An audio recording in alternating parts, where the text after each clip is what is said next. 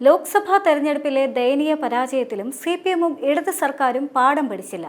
ഒരു ഉപതെരഞ്ഞെടുപ്പ് എന്നതിനുമുപരി അഭിമാന പോരാട്ടമായി കണ്ട് മുഖ്യമന്ത്രി ക്യാമ്പ് ചെയ്ത് പ്രചരണം നയിച്ചിട്ടും നിലമ്പൂരിൽ വിജയിക്കാനാവാത്തത് ഭരണവിരുദ്ധ വികാരമല്ലാതെ എന്ത് എന്ന ചോദ്യമാണ് ഇടത് പ്രവർത്തകരടക്കം പോലും പറയുന്നത്.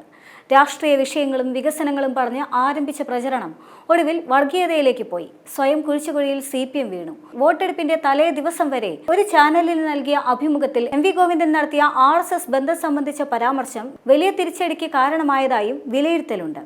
ഗോവിന്ദൻ സെക്രട്ടറിയായ ശേഷം പാർട്ടിയുടെ സംഘടനാ സംവിധാനത്തിന് വേണ്ട ഊർജം ഉണ്ടാക്കാനായില്ല എന്ന വിമർശനവും സിപിഎം പ്രവർത്തകർക്കിടയിലുണ്ട്. നിയമസഭാ തെരഞ്ഞെടുപ്പിന് ഇനി 1 വർഷം തികച്ചില്ല. ഏതാനും മാസങ്ങൾ കഴിയുമ്പോൾ തദ്ദേശ തെരഞ്ഞെടുപ്പും ഉണ്ടാകും. ഈ 2 തെരഞ്ഞെടുപ്പുകളും ഇടതുമുന്നണിക്കും സിപിഎമ്മിനും നിർണായകവുമാണ്. ഭരണ തുടർച്ചയെന്നത് ആലോചിക്കുകയേ വേണ്ട എന്നതാണ് വിലയിരുത്തലുകളുള്ളത്. സ്വന്തം നാട്ടിൽ സിപിഎം സംസ്ഥാന സെക്രട്ടറി എം വി ഗോവിന്ദന്റെ വഴിവിട്ട പ്രയോഗം കൊണ്ട് സ്വരാജ് വീണത് ചരിത്രമാകുമ്പോൾ മുൻപും ഇത്തരം പ്രയോഗങ്ങൾ കൊണ്ട് മുറിവേറ്റവർ നിരവധിയാണ്. അടിയന്തരാവസ്ഥയ്ക്ക് ശേഷം സിപിഎം RSSന്റെ സഹായം സ്വീകരിച്ചുവെന്ന എം വി ഗോവിന്ദന്റെ തുറന്നു പറച്ചിലാണ് പാർട്ടിക്കുള്ളിൽ നിലവിൽ ചർച്ചയായിരിക്കുന്നത്. പാർട്ടി സെക്രട്ടറിയുടെ പ്രയോഗം സ്വരാജിന്റെ പരാജയത്തിന് ആക്കം കൂട്ടിയെന്നാണ് ഒരു വിഭാഗം നേതാക്കളുടെ വിലയിരുത്തൽ.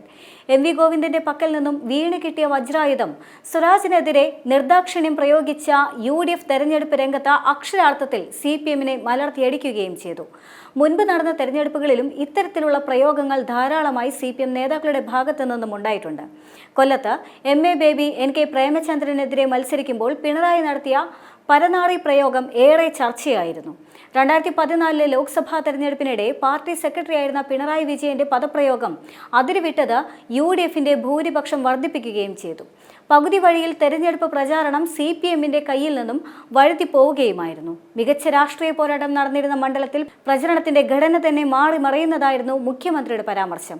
LDF കേന്ദ്രങ്ങളിൽ പോലും ഉണ്ടായ കടുത്ത അതൃപ്തി ബേബിക്കെതിരായ ജനവികാരമായി മാറുന്നതാണ് പിന്നീട് കണ്ടത്. MA ബേബിയുടെ പ്രചാരണ യോഗത്തിലാണ് അന്ന് പാർട്ടി സെക്രട്ടറിയായിരുന്ന പിണറായി വിജയൻ എതിർ സ്ഥാനാർത്ഥിയായ പ്രേമചന്ദ്രനെ പരനാറി എന്ന് വിളിച്ചത്.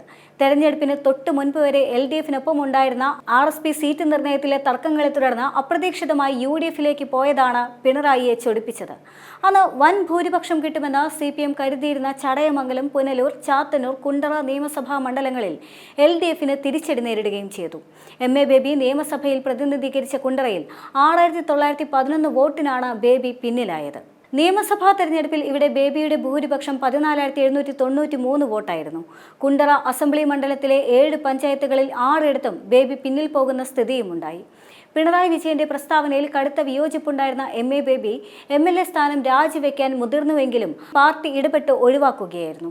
സമാനം തന്നെയായിരുന്നു ലോക്സഭാ തെരഞ്ഞെടുപ്പിൽ രമ്യ ഹരിദാസിനെ നേരിട്ട PK ബിജുവിന്റെ അവസ്ഥയും. അന്ന് LDF കൺവീനറായിരുന്ന വിജയരാഘവൻ രമ്യ ഹരിദാസിന് നേരെ നടത്തിയ സ്ത്രീവിരുദ്ധ പരാമർശം മണ്ഡലത്തിലാകെ ചർച്ച ചെയ്യുകയും ബിജു വലിയ വോട്ടുകൾക്ക് പരാജയപ്പെടുകയും ചെയ്തു. തരൂർ, ചിറ്റൂർ, നെന്മാറ, ആലത്തൂർ, ചേലക്കര, കുന്നംകുളം, വടക്കാഞ്ചേരി എന്നീ മണ്ഡലങ്ങളിലെല്ലാം മൃഗീയ ഭൂരിപക്ഷത്തിൽ ലീഡ് നേടിയ രമ്യ ഹരിദാസ് 1,58,968 വോട്ടുകൾക്കാണ് വിജയിച്ചത്.